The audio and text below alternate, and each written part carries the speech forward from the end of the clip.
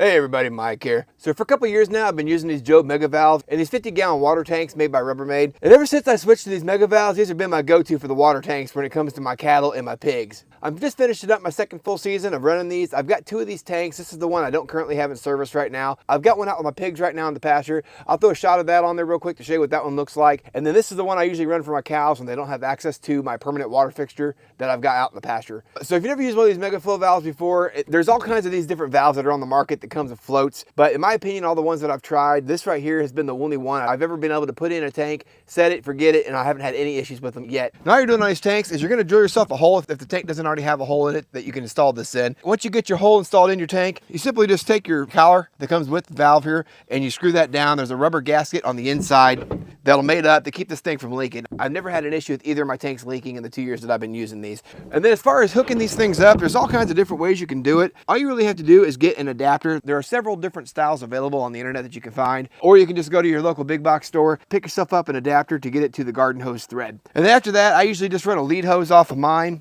with a quick connect, and that way I can easily move these things around wherever I need them, and I've always got at least 5 to 10 foot of hose hooked up to my tanks.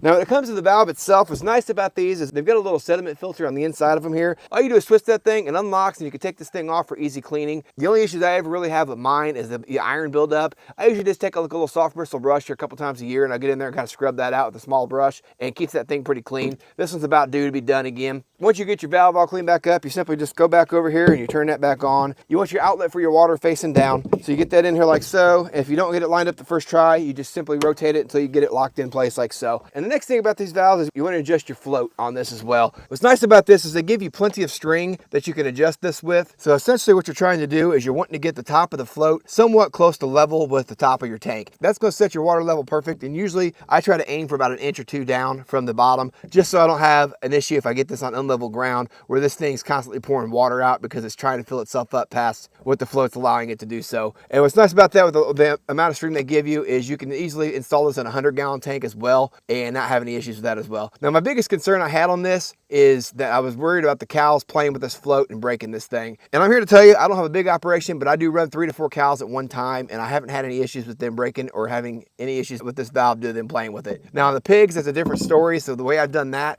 is I take insulators and I put them halfway up through here, and I just simply run my hot wire halfway across the tank so they can't get to this back half. And that keeps them from trying to get in the tank and go swimming. But it also gives them enough room that they can stick their snouts in there and get a drink. And I'm running 15 pigs at a time on this tank with no problems at all. Other than that, that's all I've really got for you. I think these Jobe mega valves are amazing. They're super easy to install. I haven't had a lick of problems with them at all in the 2 years that I've been using them. And honestly, for the price, I really don't think you can go wrong with these things. That's all I've got for you on this one today, guys. I appreciate you taking the time to watch, and we'll catch you guys on the next one.